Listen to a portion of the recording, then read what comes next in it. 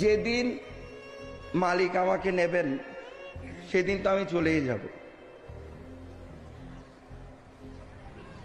কিন্তু আমি যে কোরআন সুন্নাহর বাণীগুলো করে যাচ্ছি এগুলো মনে রাখবেন। এক সময় দেখবেন বর্তমানেও আপনাদের জন্য দলিল ছিল, ভবিষ্যতেও ইনশাআল্লাহ কিয়ামত পর্যন্ত দলিল হিসেবেই থাকবে।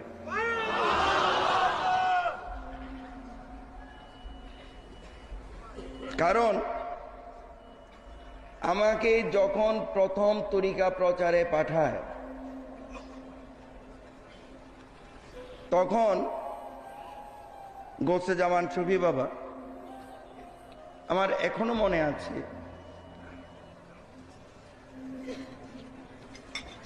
আমি অসুস্থ ছিলাম, মারাত্মক অসুস্থ।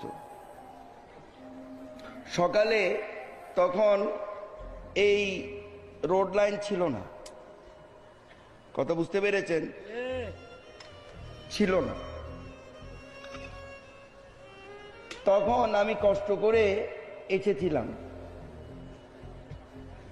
এখন যেরকম সারাদিন ডাক্তার পাওয়া যায় তখন সেইটাও না।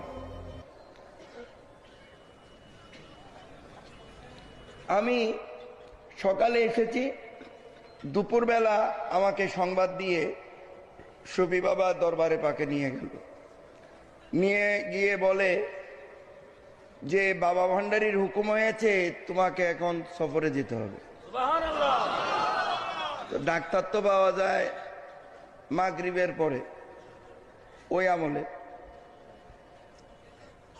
ঠিক আছে গেলাম, যাব। এখন এশার নামাজ আদায় করলাম মাইজ ভান্ডার শরীফে। এশার নামাজের পর গিয়ে শফি বাবার দুই চরণ চাইয়া বেড়ায় ধরছেন, জড়ায় ধরছেন। বাজান আই মিলাদ ফরাজ জানি আর বাবা ভান্ডারীর রজা শরীফত অনের হুকুমে মাঝে মধ্যে নামাজ পড়াই, তো নামাজ ফরাজ জানি আর মিলাদ ফরাজ জানি। বাজান আই তো কোরআন সুন্নাহর বয়ান ন জানি। এগুলো বলতে আমার কোনো লজ্জা নেই।